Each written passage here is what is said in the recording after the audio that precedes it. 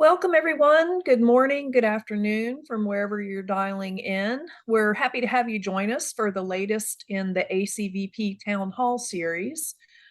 I'm precepting a veterinary pharmacy rotation. Where do I start? Our speakers today are Tom Magnifico, who is a veterinary pharmacy consultant from Rivertown Compounding Pharmacy in Grand Rapids, Michigan.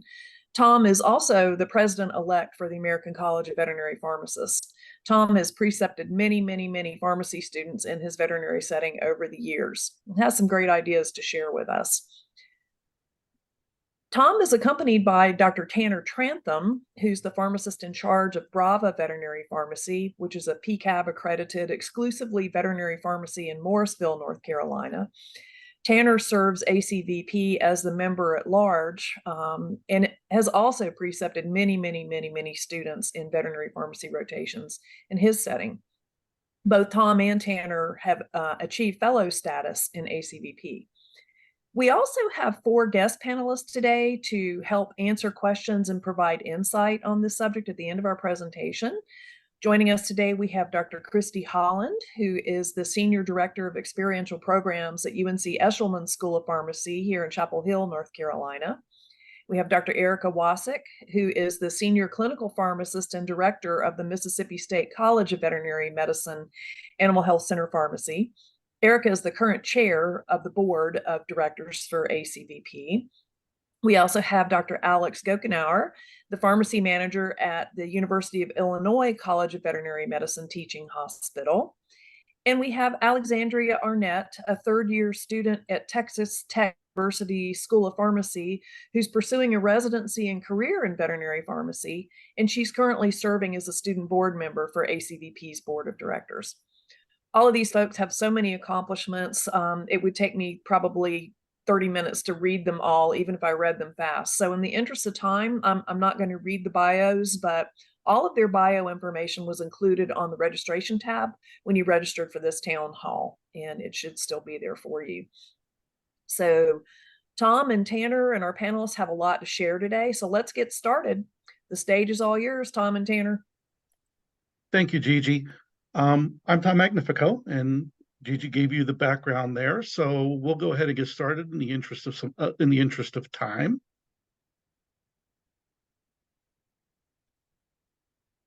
Next slide. So, at the conclusion of the program, what we're hoping that you're going to take away from this is, if you're going to be doing a veterinary pharmacy student rotation, we want you to be able to know what are some of the basic components, identify resources for both the preceptor and the student to use, and we want to discuss some things that current preceptors are doing well in their rotations, and that's where the panel will come in.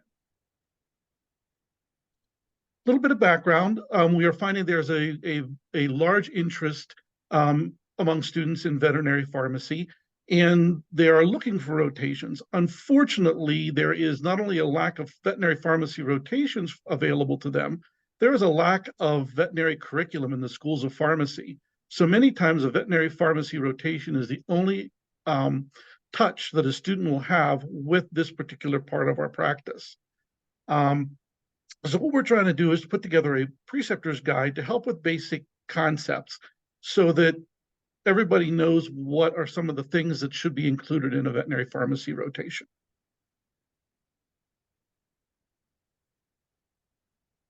So why is it important for PharmD students to have a veterinary immersion experience? Well, for starters, there's very minimal training in most PharmD programs. And rotations are a great way to provide and build the baseline knowledge of veterinary pharmacy needed for most pharmacists. There are also many differences between human and veterinary patients, not just prescription requirements, but differences in pharmacokinetics and pharmacodynamics, differences in dosing, differences in side effects, the list goes on and on. Hopefully, providing more veterinary pharmacy rotations will also help prevent common dispensing errors seen by untrained pharmacists. And lastly here, as you would see in human pharmacy, having accessibility to a veterinary pharmacist is extremely beneficial and creates a well-rounded care team.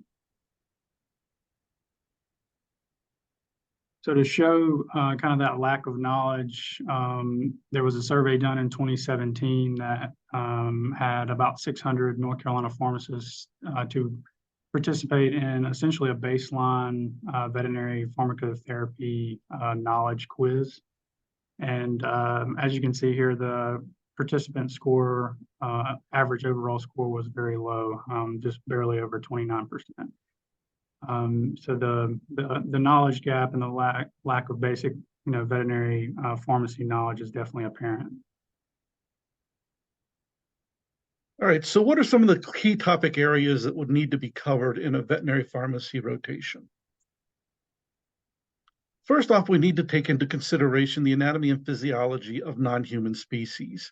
We need to realize that cats and dogs are very different from humans, and small pocket pets, hamsters, rodents, and birds are very different from cats and dogs. We need this consideration so that we can provide care and monitoring for the different species. We want to be able to do rational consultations with veterinarians when they call, asking not only about compounding drugs for animals, but about human drugs that they want to use in their pet patients. And it allows us as pharmacists to be able to completely take care of that patient the same way we would with a human patient. So pharmaceutical care in non-human species, we have to focus on the species-to-species variations and what kind of medical therapy is needed, and how does it differ from species to species to humans? And we need to have some knowledge of the common disease states that we have among species. When it comes down to the anatomy and physiology, we need to think about, body orientation, horizontal versus vertical. We need to think about muzzle orientation. Are they the large muzzle, or is it a pug? So these are the kind of things that we need to be able to know about, or the students need to be able to know about to take care of our pet patients. We also need to know about principles of toxicology. And again, the anatomy and physiology comes in with this too. We need to focus on the things that are toxic and why they are toxic. We need to realize that metabolism from pets to humans is very different. We can take ibuprofen, dogs can't. We can take Tylenol, cats can't. This is important because, as we all know, as a pharmacist, we are the last line of defense before something actually is consumed by our pet patient. It's also incumbent upon us to know about some of the top veterinary drugs. We need to have some idea of not only the human drugs that are being used and the compounded drugs that are being used, but we need to know a little bit about drugs that are veterinary specific so that we can correctly counsel patients patient owners when they come to talk to us about medications that their animal might be getting. And again, this can be tailored to all kinds of different clinical settings. In the retail pharmacy, you may see compounded and human medications. In a clinic or an academic setting, you may see those specific veterinary drugs. So we need to have some knowledge, and the students need to have some knowledge about those things as well. When we're compounding, we need to have considerations because, again, we are dealing with a non-human patient, an animal who you can't necessarily reason with the way you might be able to with a child. So we have to have some basic compounding knowledge, and students have to have some basic compounding knowledge. What is the maximum powder load we can put into a suspension before it gels up? Some of the differences that we want to think about are not only that, but we want to think about things like flavor. Is it a cat? Is it a dog? Is it a bird? Do we need some sort of meat flavor, chicken, fish, or do we need some sort of vegetable flavor? Raspberry, strawberry, alfalfa, depending on the species that we're dealing with. So those are things that we really need to impart to the students so that they can effectively take care of these pet patients. There's also law and ethical considerations we need to consider when we're teaching students about dispensing medications to our pet friends. A lot of the basic laws that we are dealing with in the human world are very similar to the laws in the veterinary world. Where we need to make sure that we are delineating differences are between companion animals, food-producing animals, and performance animals. Each of those groups has specific considerations that must be taken into account whenever dispensing prescriptions for them. So even if in a situation where you're doing a rotation in a retail pharmacy where you may not be dealing with food producing or performance animals, this is still something that the students need to be made aware of.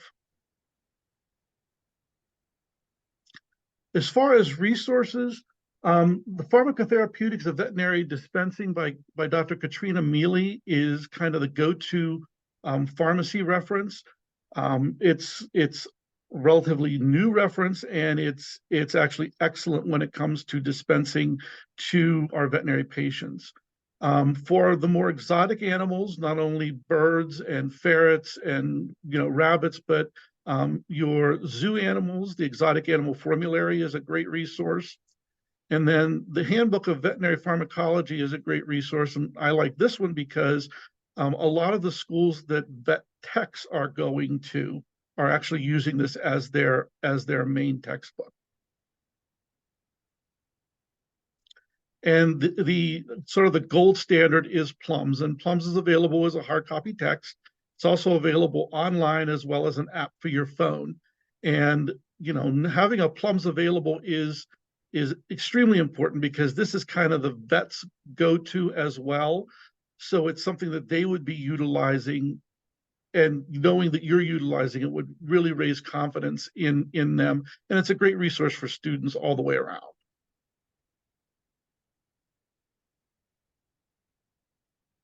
So to give you all a little bit of background, prior to this presentation that we gave in Denver, we basically reached out to ACVP members who were listed as preceptors, and essentially just got their typical components that they had in most of their veterinary rotations for PharmD students. So we compiled that list of those key components and essentially listed our top components that we thought were absolutely necessary for a veterinary pharmacy rotation. So nothing too elaborate here, but assigned readings is definitely a quick way for PharmD students to get the baseline knowledge that is needed for their rotation. This can be done, prior to the rotation, or usually within the first week or two, and that allows them to really build off that knowledge and really maximize the rest of the rotation at the particular rotation site.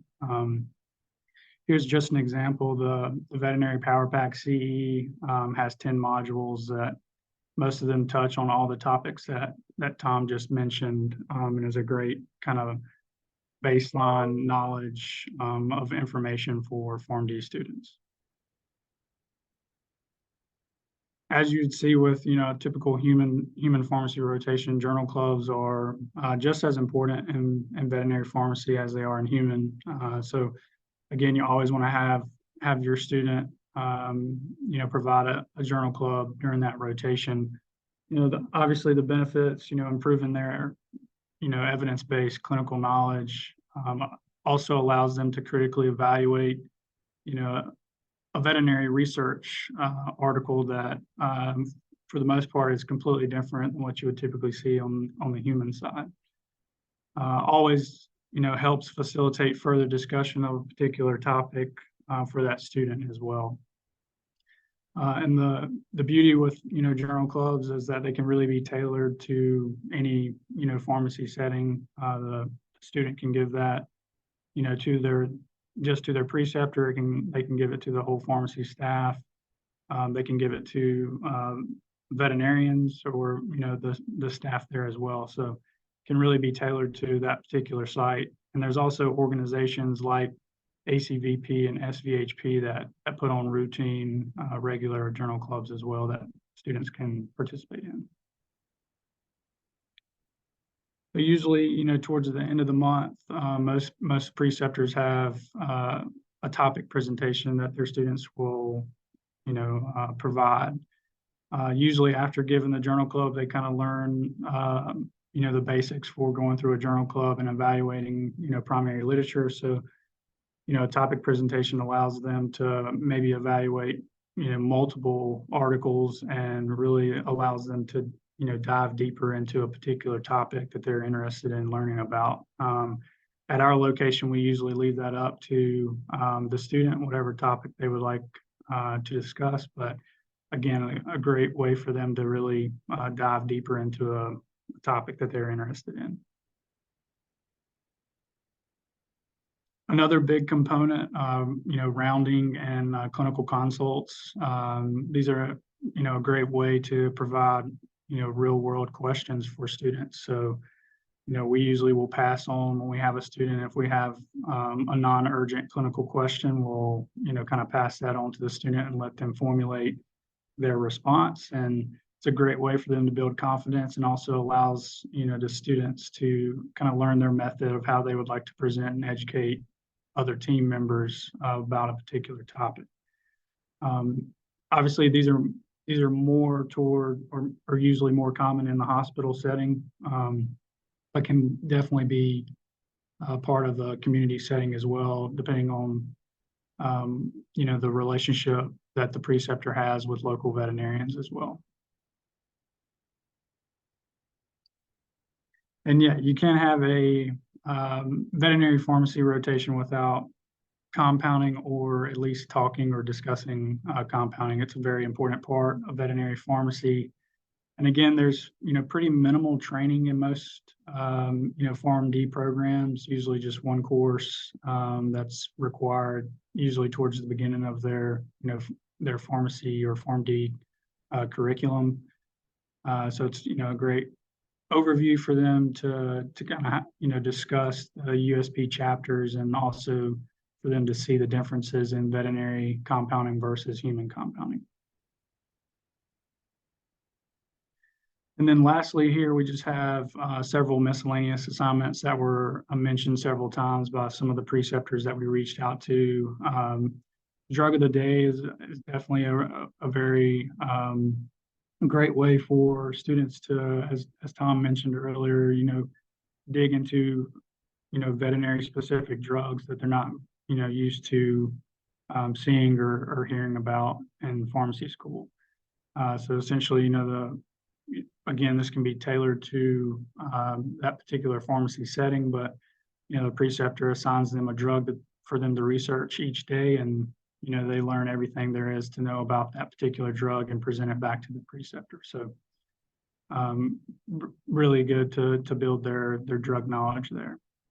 Field trips are another great opportunity for students. They kind of see the whole holistic picture from, the veterinarian, being able to shadow a veterinarian and seeing their interaction with the client and patient. Obviously, they know what the prescription and filling the prescription looks like, but being able to see that full process is very beneficial for them.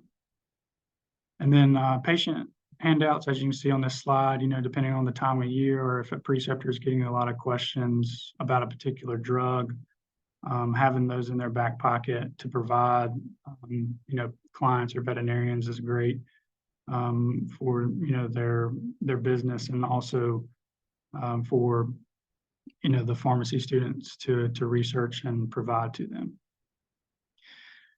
Client counseling and refill reminder calls are great opportunities as well for pharmacy students.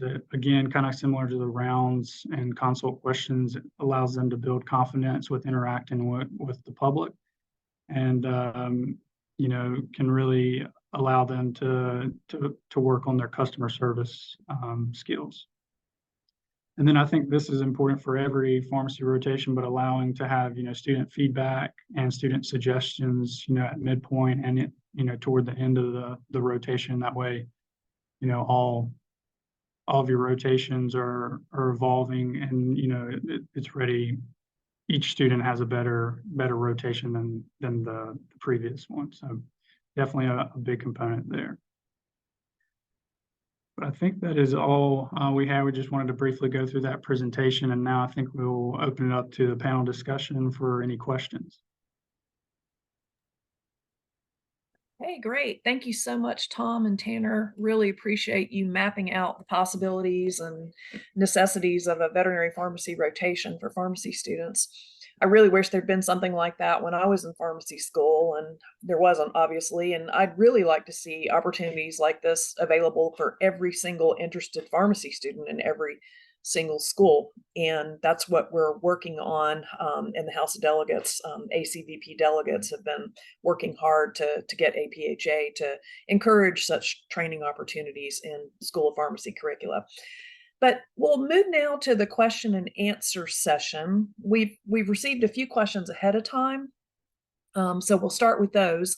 But if you have additional questions, please enter them in the Q&A feature on the screen, not the chat room, but the Q&A feature, and we will do our best to answer them. We'll retain these questions, and if we don't get to them today, we will do our best to respond to you after the town hall is over. So the first question is for you, Dr. Holland. As a director of experiential programs at UNC, can you tell us what's required to establish a non-traditional APPE rotation for PY4 student pharmacists, and what are the basic criteria for acceptance, some do's, don'ts, that kind of stuff?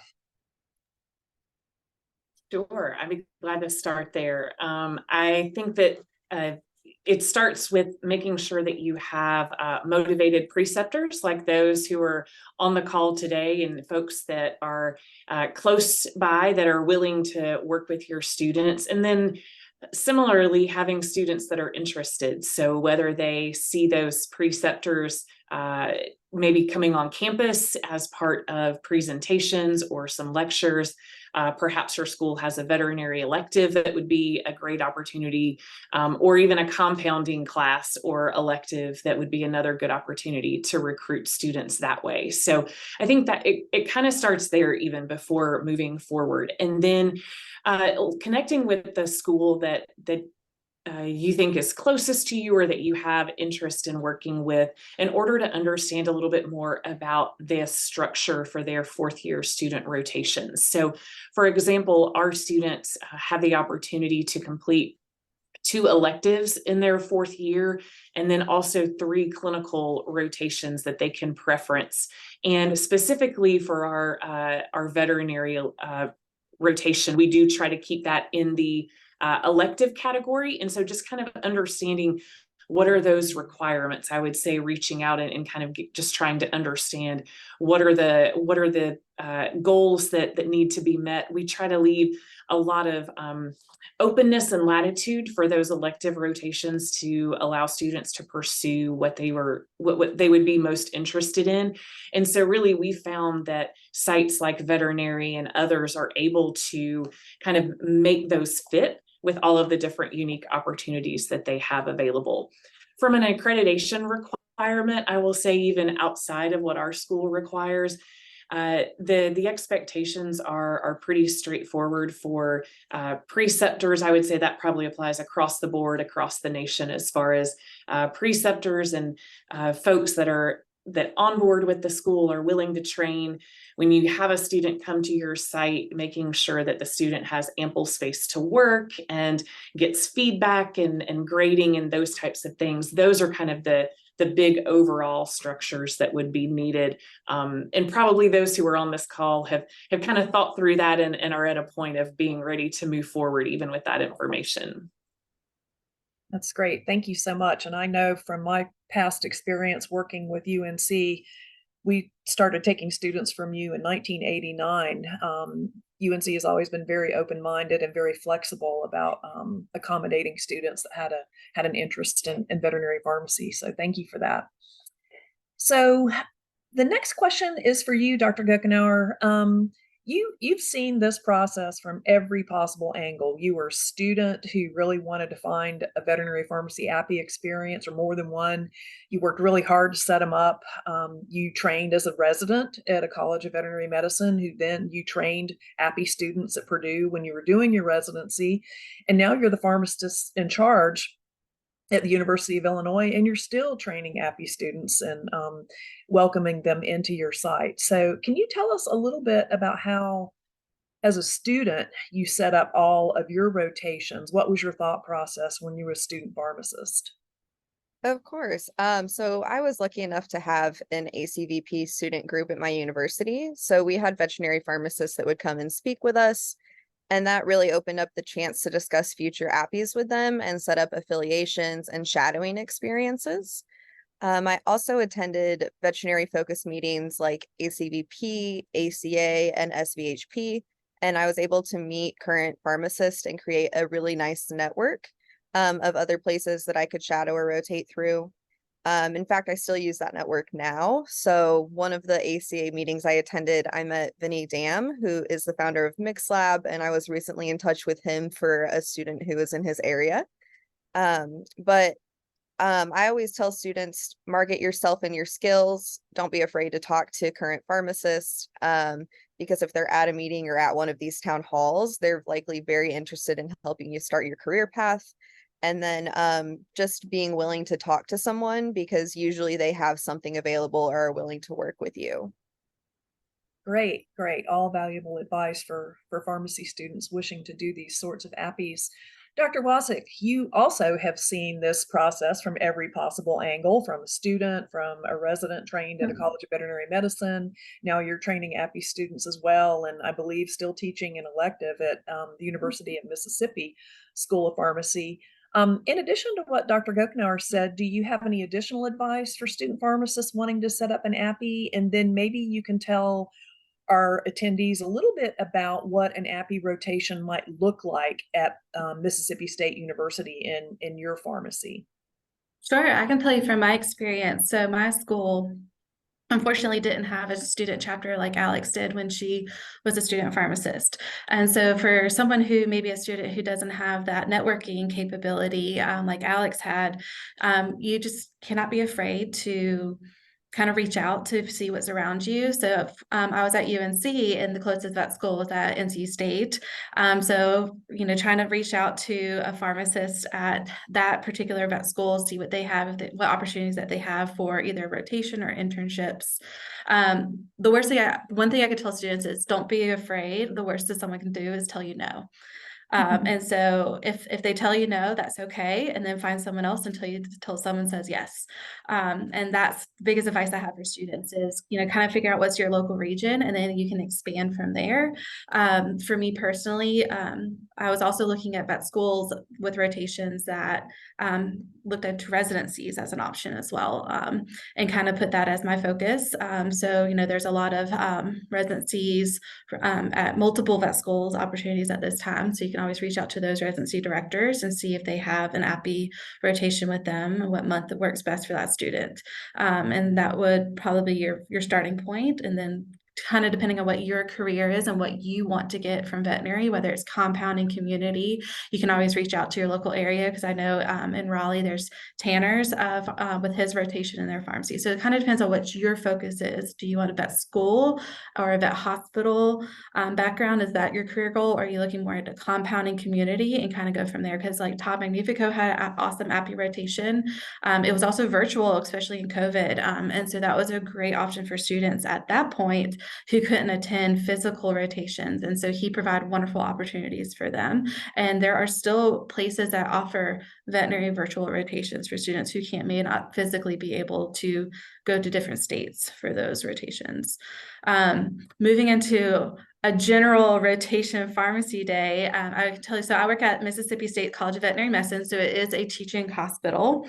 And so our pharmacy students have a wonderful opportunity to do more of a One Health.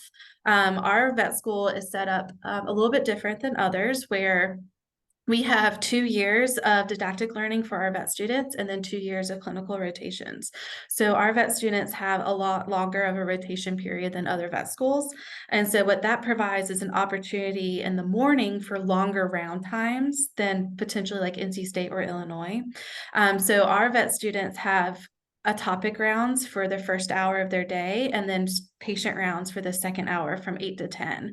So our pharmacy students will attend those rounds for 2 hours in the morning. So they'll listen to some topic. If they're on oncology, they'll learn about lymphoma, treatment for lymphoma. If it's internal medicine, it's probably like fluids, trying to figure out blood panels, things like that. And then the next hour will be patient cases. And so it's a little bit different than a human hospital where you don't go from bedside to bedside. All the cages in our ICU is together. So we actually go to a student room for them to go through all the patient cases. And some of it's quick. You can be like patients doing well, we're discharging, just like we do in a human world.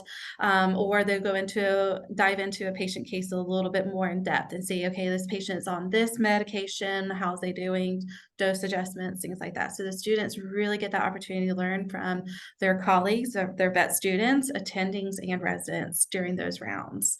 So after 10 o'clock, those students now have an opportunity, because that's where our pharmacy does our daily dispensing from 10 to 1 o'clock. So our pharmacy students now dive into the pharmacy aspect where they'll do workflow, they'll fill patient medications, be the pharmacist and check those dosages, see what other medications that patient's on, drug interactions, et cetera. And then they're also compounding. So we do a lot of patient-specific compounding. We do capsule making. So from the 10 o'clock to lunch, that's generally what they do. And then after lunch, we'll do a lot of topic discussions, presentations, things like that. So our students do different presentations. They'll do disease state, journal clubs, patient case. And then depending on what SVHP or ACVP has as far as journal club goes or offerings, those students will attend it. So we get a very well-rounded group of students, and every day is not the same. So our students, I tell them all the time is, I might have this plan for you, but you never know what comes through our door with our patients and everything like that. Great. So, wow. And I bet the experience is similar at the University of Illinois with you, Dr. Gokenauer. I guess it's fair to say that it's not just playing with puppies and kittens all day for students to expect to work really hard and learn a lot when they come to an APPE rotation in veterinary pharmacy. So Alexandria, I misspoke. You are now a 4th-year pharmacy student. My apologies for that.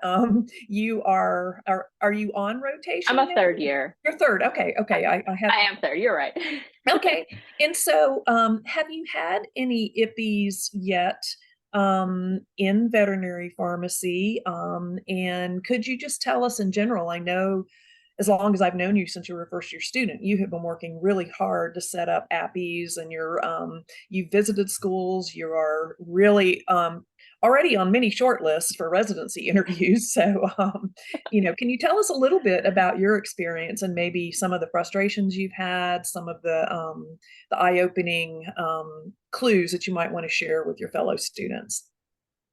Yeah, so I haven't done like an official IPPE or APPE, but I have been connected with the Dallas Zoo and I have been on rotation with them for the last year. So although there isn't a pharmacist on site, I am working very heavily with the veterinarians there and doing pharmacy management, doing the small compounding that they do within their site, helping them with projects, starting like over-the-counter health fair booths for dogs and cats for the attendees of the zoo. And so that has been an incredible experience. I do only go there once a month. So it's not like I'm doing like a full week long or where I'm having like continuous projects, but that has been really, really great. One of the easier things about my school for getting APPE rotation started that aren't traditional is that I don't need a lot of information. So I actually just had Alex send over some information, and it was just her title, her name, her email, and then just what are the expectations that she has as a student rotating with her, and all that is needed. That's all that's needed for my school in order to set up an APPE rotation. But with that comes also the financial and the housing aspects of that. So that is also something that students have to consider.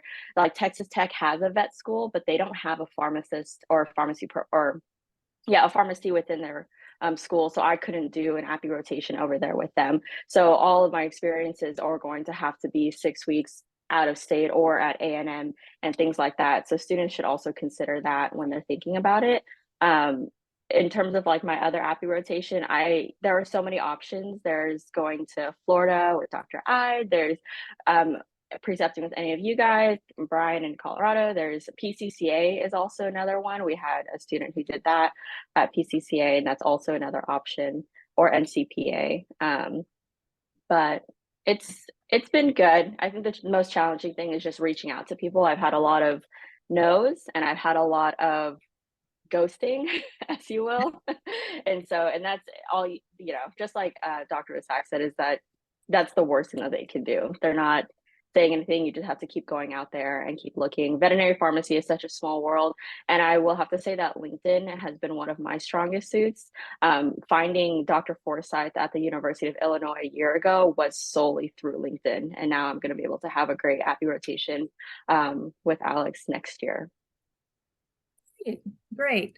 Well, we have a question in the Q&A, and Dr. Holland, I think I'm going to throw it out initially to you in terms of how would an experiential director feel about sending a student pharmacist out to an IPPE rotation, and their first exposure to pharmacy practice is veterinary pharmacy practice. And then maybe I will have the two speakers and the two folks in veterinary teaching hospitals talk about whether or not they do IPPEs and what they would include in their IPPEs. So Dr. Holland? Gigi, I think she had to jump off. I think there was an emergency on the UNC campus, and I think Oh no, not had to again. jump off. Oh gosh. Okay. We've had too many of those lately. So I can speak from my personal experience when I was the director of pharmacy at NC State for several years, from 1983 to 2018. We were reluctant to have a student's very first IPPE experience to be in a veterinary teaching hospital. First of all, just because it's so different, and perhaps some of the ways we conducted our workflow might have been problematic for them if they took those ideas and behaviors to a hospital setting or a more traditional setting. But in retrospect, I think an IPPE experience in a veterinary pharmacy practice would really open their eyes and develop whole new ways of problem solving and approaching patient care that weren't there before they saw all the magnitudes of differences between patients and veterinary medicine. So what about you, Dr. Wasik? What do you think about IPPEs? On a personal, for the veterinary teaching hospital, is the same concerns that you had, Gigi, way back when, when we were thinking about IPPEs. I did get approached for it. And some of the questions I provided that director was, is their pharmacotherapy knowledge up to the point where we think that they could retain that information and not feel overwhelmed? Because I think my biggest concern was overwhelming the student more on pharmacotherapy than it is about workflow introduction. I personally think that if they want to come shadow, might be a better option for that student than an actual formal IPPE rotation at a veterinary teaching hospital, so they can kind of get an idea without feeling pressured of grades or anything like that, especially if it's a little overwhelming for their first or second rotation.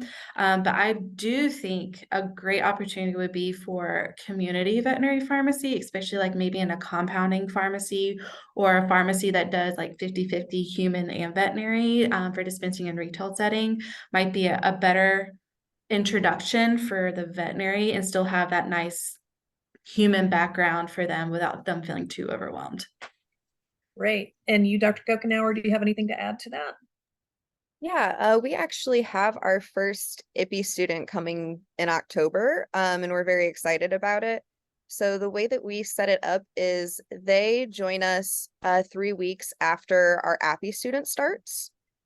So they will be kind of shadowing our APPE student and doing a condensed version of our APPE, which involves typically we have 4 or 5 modules that our APPE student goes through. But our IPPE student is going to be looking at one singular module that kind of goes into the pharmacotherapy and is very basic so that they understand what's going on during rounds. And then they will be doing very slimmed down versions of what our APPE student does. So we'll give them a very basic intro into compounding. We're doing the drug of the day. So if there are human drugs that they aren't familiar with, that they want to learn more about, they'll have that opportunity too. And then they are going to get to spend one day with our resident. So we're really excited to have them. That's great. That's really exciting. So, yeah, that sounds like a really nice way to structure that. So, Tanner, if you were to have an IPPE, I don't, maybe you have an IPPE at Brava, what would it look like there? What are your thoughts on an IPPE? Yeah, we historically have never had an IPPE student, but Natalie and I have, or excuse me, Dr. Young and I have reached out to Dr. Holland actually recently and are wanting to start having IPPE students as well. So kind of similar to, you know, most human pharmacies in the community setting, you know, it's going to be as a early, you know, on in their PharmD curriculum. It will be mainly focused on more workflow and compounding to get, you know, the basic knowledge that they need to, you know, prior to their third and fourth year, really. At least with UNC, I'm not entirely sure how they usually look, you know, across the country, but usually our IPPE rotations are 2 months. So it gives us, you know, quite a while to, you know, get into the weeds of the workflow and to make sure they're really, you know, comfortable with it. And then kind of after that first month, they should be, you know, self-sufficient and can really, you know, get into compounding and all the more the behind the scenes, still learning about pharmacotherapy, just more baseline, not going too deep into the material. But yeah, very similar to, you know, human pharmacy rotation, just a little bit different components. Great. We're kind of getting to the end here, but I did want to ask a few more questions. Let's see.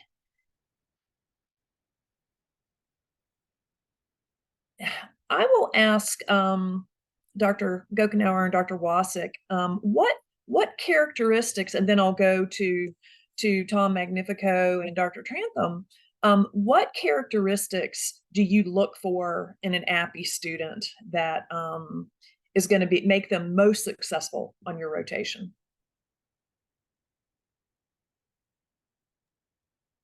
I guess I can start. Yeah. So obviously any motivated student is going to do better than one that is unmotivated. But we are really looking for students who aren't afraid to be wrong. Because anytime you're wrong, it's a teaching opportunity, and usually that is going to solidify that knowledge better in their mind. So we have no problem taking students who have little to no knowledge and are here to learn, because that is what we love to do, is we love to help teach them. So just motivation and being unafraid to fail, those would be our 2 characteristics. Great. Yeah, I'll agree with Alex. What's interesting about my schools that I precept for is that I get to ask the question, would you hire this student in your pharmacy after your rotation? And it's just a yes or no question, and why. And so, when I do my orientation with my students, I said, think of this as always as a working interview. This is not just a rotation for you just, you know, to learn, but think about what can you get out of this rotation? Because what you put in is what you're going to get out of it. And so, you know, as preceptors, we're not there, I hate to say babysitting a student, but you know, this is your opportunity to get what you want out of that rotation. And so, like Alex says, is I'm looking for a student who's always wanting to do a little extra. So those are the best students, is what, you know, if they're done with a project, they say, what can I do for you next? Even if it's nothing, that asking that question is, what can I do for you, makes or breaks a lot of students in my mind, of going from like an average student to excelled student, in my mind, is asking those questions, and not be afraid to be wrong or, guessing. Sometimes I always ask students, okay, what's this answer? And they said, well, I don't know. It's like, well, what do you think? What is your thoughts? And if they said, well, I don't know, it's like, okay, then go look it up and then come back to me later. And so it's always not being afraid to answer that question, see what you think, and then go from there. Right. It does take a lot of courage to be a veterinary pharmacist where you're the only non-veterinarian in the building for sure. Yes. So, Tom, what do you've done APPE rotations in person, you've done hybrid ones during the pandemic, you've done distance ones. What are your thoughts on a good student? Obviously, like Alex and Erica have said about being motivated and being willing to do the work and put the time in, I also look for a student who's personable and has great communication skills. Because again, in the retail world, we have to think about not only communicating with the veterinarians and communicating effectively with them, but we have to think about a student doing counseling to an owner for the medication for their pet. And we have to make sure that, that there is a student who can communicate well, because, we deal with a lot of elderly patients and elderly pets, or elderly owners and elderly pets. And, being able to take the time and have the patients to communicate effectively how to administer that transdermal or how to administer that oral medication to their pet, especially cats, takes some time, takes some patience, and takes good communication skills. Excellent. And Tanner, what do you think? Yeah, so I love students that have, that take initiative and really can, after the first week, really, just jump right into our workflow, and you don't have to tell them to do anything. They automatically know, like when they get there, hey, okay, this is what I'm supposed to be doing. This is what they're expecting me to do. And I don't have to really say, hey, you have your schedule, like this is what you should be doing right now. They automatically will hop right into the workflow with our team, and those students are the best. And then also, I would also, Erica kind of hinted at this a little earlier, but just being able to be adaptable. We give all of our students, a schedule for the month that they're with us, and 9 times out of 10, that schedule goes out the door the first day. So being able to be adaptable and, being able to kind of go with the flow and not getting upset if we have to move the journal club to, the next day, because my schedule changes constantly as well. So those are definitely both of those are definitely high on my list. Right. Organized chaos is what I tell my students. Yes. Just be prepared for organized chaos for the month. And I'm going to flip that question a little bit for you, Alexandria. What would be the ideal preceptor from a student's perspective? What are you looking for in a mentor when you go on an APPE rotation? Yeah, well, first of all, I've been taking all the notes because I'm like, if I rotate with any of you guys, I need to know exactly how to address you. But for me, like, I personally love challenge. So I like the drug of the day is like an incredible concept that I was like, oh, now I would just want to do that for myself every day, something new, something that I can learn. Journal clubs, like those pop-up questions, and then not just being able to be like, oh, I don't know, like have to think through and get as far as you possibly can with the answer. Doing things like soap notes for rounds. I also like consistent feedback and constructive criticism, because I think that that's really important. I've had a rotation where I just go in and I don't know what I'm doing, and even if I ask questions, they're just like, just go do that, and it's like not like I'm helping in any way, but I also want encouraging. And like Tanner was saying, like I don't want any hand holding, like I want to go in there, I want to learn it, I want you guys to teach me, and then I want to be able to I want y'all to trust me and give me some of that independence to excel and impress you and do the job and go above and beyond, without it being like a hand holding thing. And then like everybody was always saying, being a part of the cases and the rounds. I really want to do that. I want to be in the compounding aspect. I want to know like what's different. Like what did I not learn in these last 3 years in school that I can learn now in these 6 weeks? What's different about this drug like gabapentin? What's different about the compounding structure?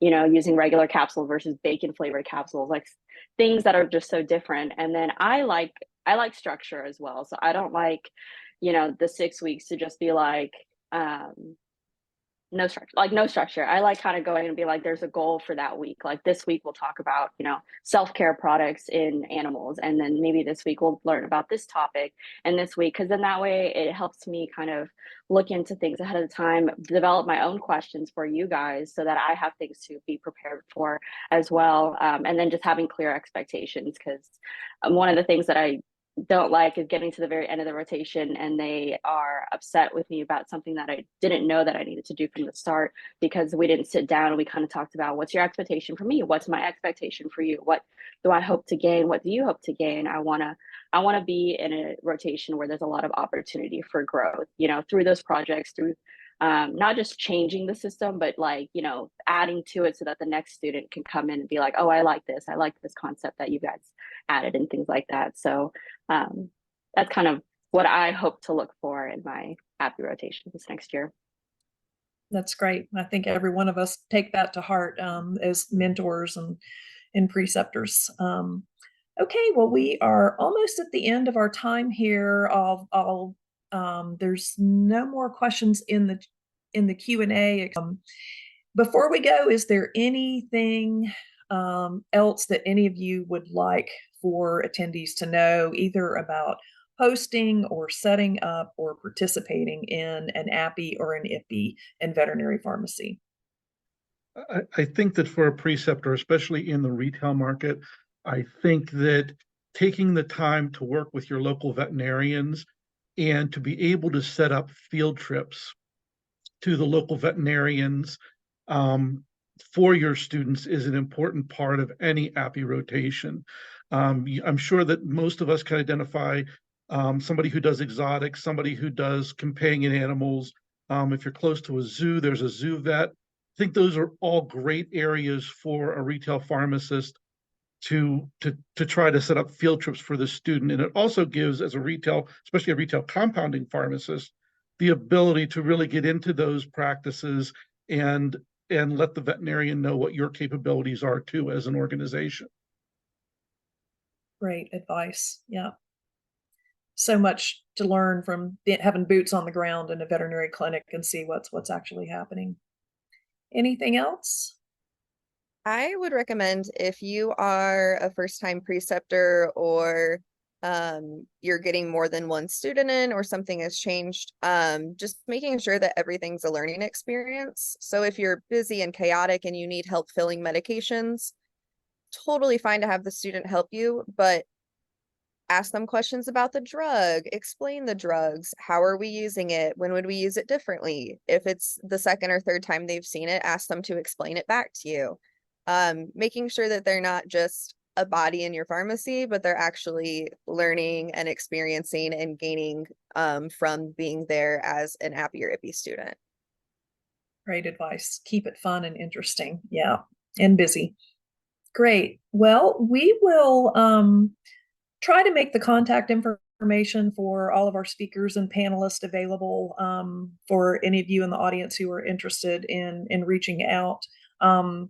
Thank you so much for joining us today. We hope we'll see you again in ACVP Town Hall, and hope you enjoy the rest of your week. Thanks, everyone. Thanks, panelists. Thanks, speakers. Thanks, hosts. Bye-bye.